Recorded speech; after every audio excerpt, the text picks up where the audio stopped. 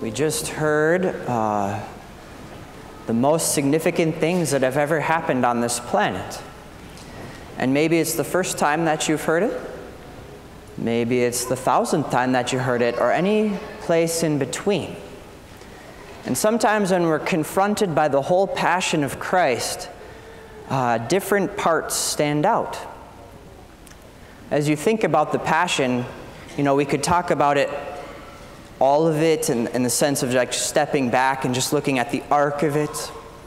Or you could talk about different parts of it. And so you're always kind of wondering, what should you say? But what's so interesting about God is he didn't want to just do things on his own and not have us participate with him. He didn't want to just do things for us, give us the answers, and not have us participate. We're so blessed in the Cathedral of St. Paul to have like an exact replica of Michelangelo's Pietà. If you've never seen it, it's just exquisite. Mary is holding the body of Jesus who had just died in that super famous pose. And Michelangelo, being the brilliant artist that he was, one of the things that he did as he was sculpting it is he has Mary holding Jesus slightly at an angle. So it's almost like Jesus is going to fall off of Mary's arms onto the ground. Because he wants you and me, as the observer, to be like drawn in, sucked in.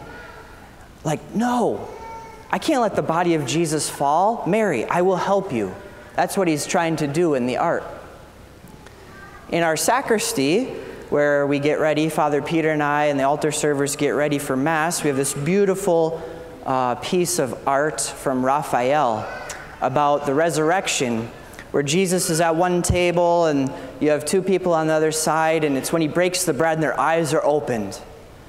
And Raphael, doing the same thing like Michelangelo, he has something at the edge of the table just about to fall off, because he wants to draw us in a way that's attractive to us, in a way that we want to help.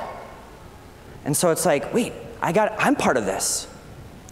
So maybe as you were hearing the Passion, there were different moments of the Passion that you were like, that has happened to me.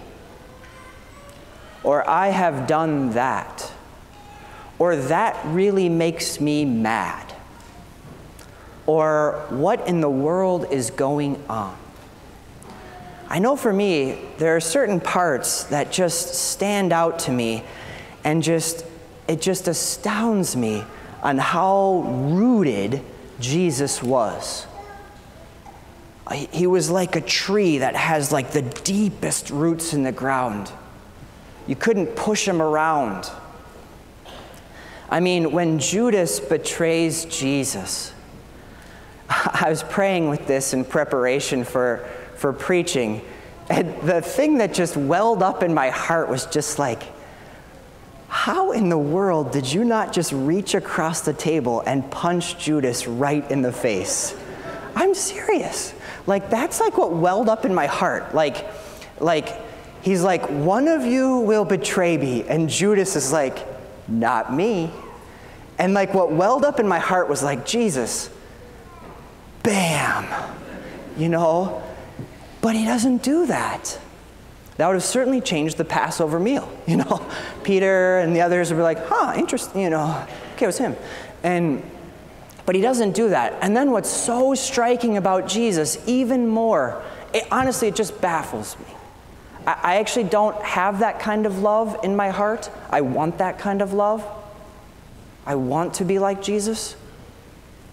I mean, think about what he did for Judas. So he calls Judas, and he gives Judas power over demons, power to heal, power to preach in his name.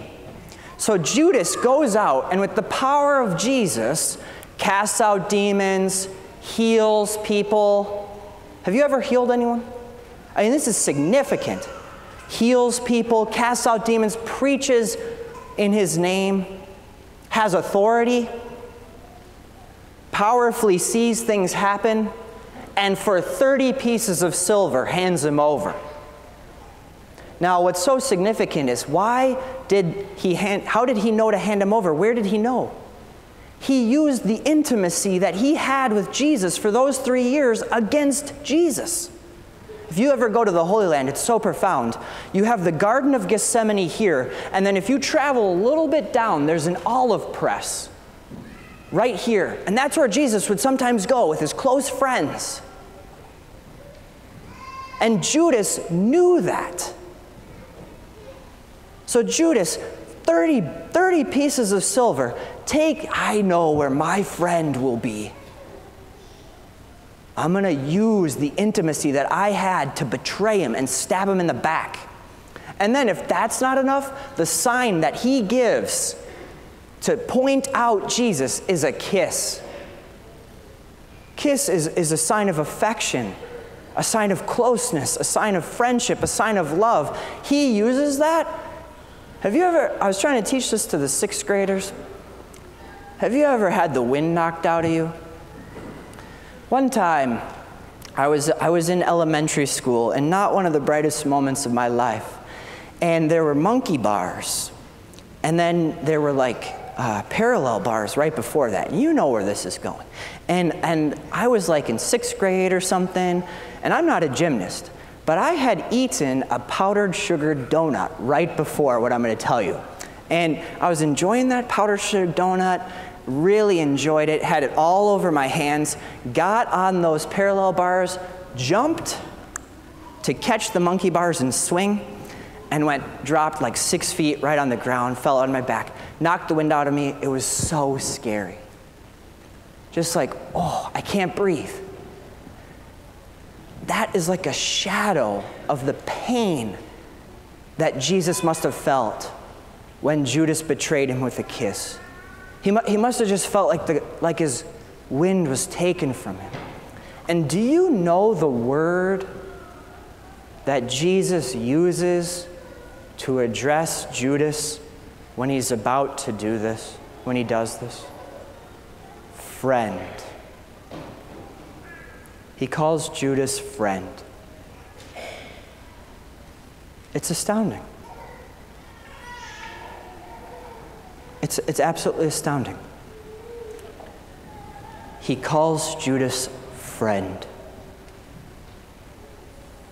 You and I, we could find ourselves in all of these things, but one of the things that so astounds us is that even when we do the worst activities we can do as humans, God does not give up on us. Even when you and I are confronted with the deepest pit of darkness in our own soul, He doesn't give up on us. And yet, for some reason, Judas does not remember this. After he gives the money back, he should have just remembered, wait, Jesus just called me friend. The 3 years that he talked about forgiveness, I'm going to go back to Jesus, say sorry. But he takes matters into his own hands. He doesn't participate. He stops participating with Jesus. So do you find yourself today as a spectator? Do you find yourself on the outside looking in? Do you find yourself being invited in to participate? Last point, Simon of Cyrene. I just read this book on the Passion of Christ, and this changed my life. Simon of Cyrene didn't even want to participate. He was on the side, he didn't want to participate. And maybe you feel that way sometimes in your faith. Maybe you feel that way sometimes in your marriage. Maybe you feel that sometimes way as a parent. Maybe you feel that sometimes way in school. I don't want to participate. And then all of a sudden, you're compelled to do something. Simon of Cyrene, you have to carry his cross. I don't want to. It doesn't matter. You're doing it. And then he finds that he helped Jesus save the world. That changed my life. Simon of Cyrene helped Jesus save the world. But at first he didn't want to. At first he was on the outside, not participating. At first he was just watching. So today, even if you're like, I didn't even want to come to Mass, my parents forced me, you can actually help Jesus save the world. If you help Jesus carry his cross, if you participate. So today, wherever you find yourself in the story, what if you just imagine Mary going, will you help me? Will you help me?